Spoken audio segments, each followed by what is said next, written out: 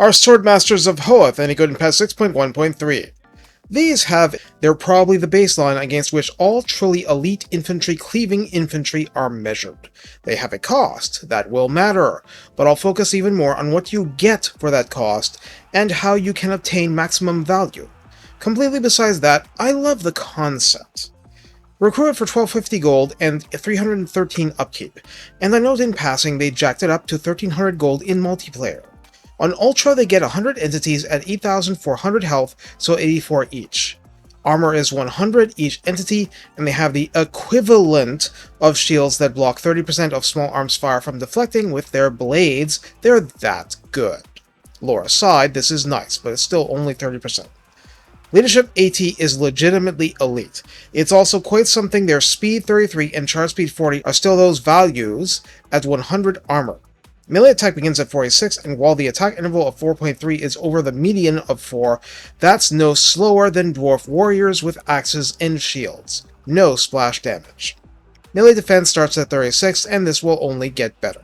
Weapon strength of 36 is split base 11 and armor piercing 25. While impressive, this is slightly more base and equal AP with White Lion infantry. But there is a bonus versus infantry of 14 that was denied to the White Lions, which is why they're only 800 gold. Charge bonus of 20 is legitimately good, and mass is 150. Now, Highland Forest is the only normal trait being used, as in, they aren't a woodsman unit, but their martial mastery means melee defense plus 12 while over 25% health, yes, but also melee attack plus 8, where it was plus 2 before. So that's melee attack 68 versus infantry as a rank 0 unit, and we haven't even begun to discuss the redline skills yet. Speaking of, in the redline skills, Master Strategist offers at 3 pips, melee attack plus 6, and melee defense plus 6. Immovable Force still supports them at rank 7, since Rangers are the only weirdos doing something else. Thus, plus 5 melee defense, plus 12% weapon strength, and 15% spell resistance, all very nice. In the tech tree, it's a copy of what the White Lions got, so I'll repeat the section. In the tech tree, Great Weapons provides a plus 5% boost to weapon strength. Drummers adds plus 5% speed to the Swordmasters. Heavy Ithilmar armor adds plus 10 armor. Star Metal Blades adds plus 5 melee attack and plus 5% weapon strength, of which the former is a lot more impactful, so to speak. Elite Champions grants plus 2 to recruit rank, and Friends in High Places drives upkeep down 5% and recruitment cost minus 10%. In other words, they make you sweat to repeat boosts for lesser units for this more elite one later in the tree. But they definitely help, and Star Metal Blades are great! So how do we use these Swordmasters of Hoeth?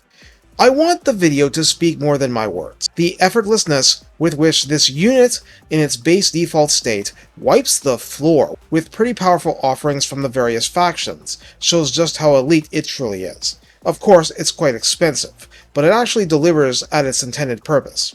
And again, this is in its default rank 0 state, but of course, so is the opposition.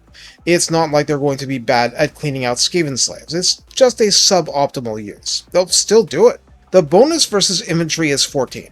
Put another way, it's only 14. Most of the power of this unit completely survives through armor, and martial mastery is just that good.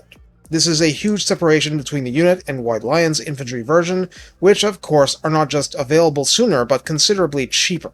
So this is a pricey, expensive unit. Now, I have used Black Orcs in a video to defeat them, with wall activating because not activating it is simply unfair to the greenskins. It's just to say that not everyone is going to fight quote-unquote fair. This is why they're not literally invincible. They're just really hard to defeat.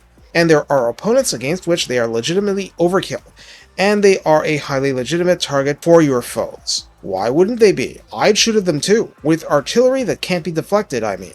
So make sure you have a plan for dealing with those things. At this level of play, you shouldn't be simply relying on shields. You should be actively disrupting and destroying the enemy's ranged game. That's my advice for a lot of factions, absolutely including Dark Elves, but you really notice it with a faction like High Elves, with such a strong formation-based ranged game. These Swordmasters are the lawnmowers of the Warhammer Fantasy setting, and enemy infantry are the grass. Mow away. Take care, and have fun plowing through entire stacks of enemy infantry, piling up at a city gate. Just have a plan in case a Bastildon shows up to ruin the fun.